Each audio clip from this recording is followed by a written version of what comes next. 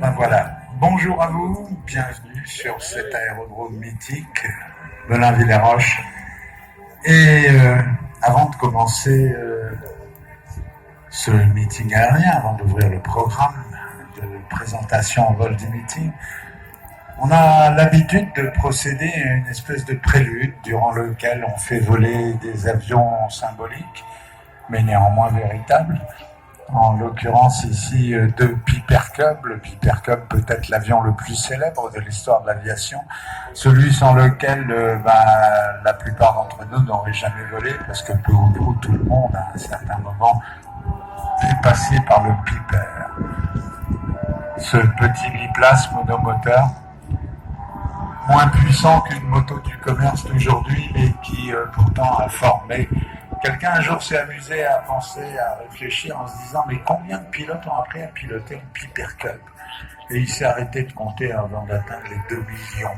Dans l'histoire du monde, aucun autre avion n'a autant participé à la naissance des vocations d'aviateurs que ce petit avion.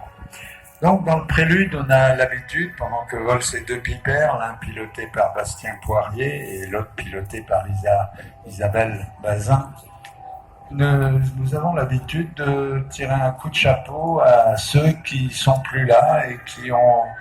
dans l'aviation, fait des choses, écrit des choses, vécu des moments.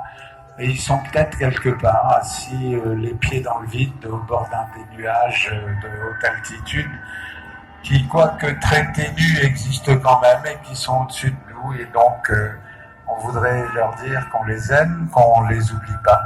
qui font partie de nos souvenirs et donc de nos vies. Eric, Alan Bean, qui fut le 4e homme à marcher sur la Lune, mais qui avait une forte tendresse pour la France, où il venait souvent, puisqu'il était passionné indépendamment de son métier de pilote d'essai, puis d'astronaute à la NASA. C'était aussi un peintre remarquable qui avait une passion absolue pour les impressionnistes, et qui a passé des jours et des semaines à regarder si la cathédrale de Rouen était bien comme elle avait été peinte autrefois, ou si les champs du sud de la France, immortalisés par Van Gogh, étaient bien ce qu'ils étaient sur l'étoile. Et puis il y a Raymond Capel, un pilote qui a beaucoup volé, à la Ferté-Alais en particulier, qui a été extrêmement important dans le développement et la croissance de ce phénomène de l'aviation historique en France. Il a été parmi les premiers à se décarcasser pour que les vieux avions ne meurent pas, et dans le sillage de gens comme Jeannot Salis, qui doit être quelque part par là, en tout cas il était hier superbe avec sa nouvelle barbe blanche, ça lui donne une gueule à la Sean Connery, pas possible. Donc Jeannot Salis qui hier tout de rose vêtu, changeait de terrain, mais retrouvait de toute façon toujours la banane et le sourire habituel qu'il a quand il voit des avions. Et donc Raymond Capel est parti, et puis il y a quelqu'un qui est parti aussi, et qui est quelqu'un qui est intimement lié à l'histoire de cet aérodrome, et aussi de la Ferté-Alais d'ailleurs, quelqu'un qui avait une authentique passion pour l'aviation, qui était un excellent ingénieur aéronautique de très haut niveau, et aussi un industriel connu dans le monde entier. Il s'agit bien sûr de Serge Dassault. Serge est parti il n'y a pas très longtemps.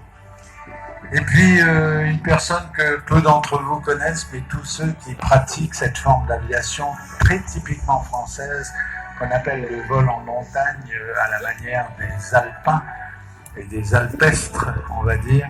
Vous savez que parmi nos temples de l'aviation de haute montagne, il y a l'altiport de Méribel, qui est un lieu absolument mythique, lui aussi, de l'aviation de montagne, et qui a été développé par des grands personnages de l'aviation française, même si leurs noms sont peu connus du grand public, Nano Chapelle, Robert Merloz et quelques autres. Et il se trouve que Nano Chapelle, seigneur de l'Atlantique et un des fondateurs du vol en montagne et des techniques de vol en montagne, Nano avait une fille, Babette, qui s'était mariée avec un pilote de ligne, lui-même immense pilote de montagne, Daniel Amiard, et Babette est partie il y a quelques toutes petites semaines aussi rejoindre son papa là-haut. Et donc voilà des gens qui ont marqué dans nos vies, en tout cas d'aviateurs, et qui étaient des gens qui avaient une passion absolue pour le ciel et ses aventures. Et nous leur dédions ce meeting aérien d'aujourd'hui avec une autre personne qu'il faut absolument mentionner et qui a trouvé la mort ici même, devant nos yeux, à l'endroit où nous sommes,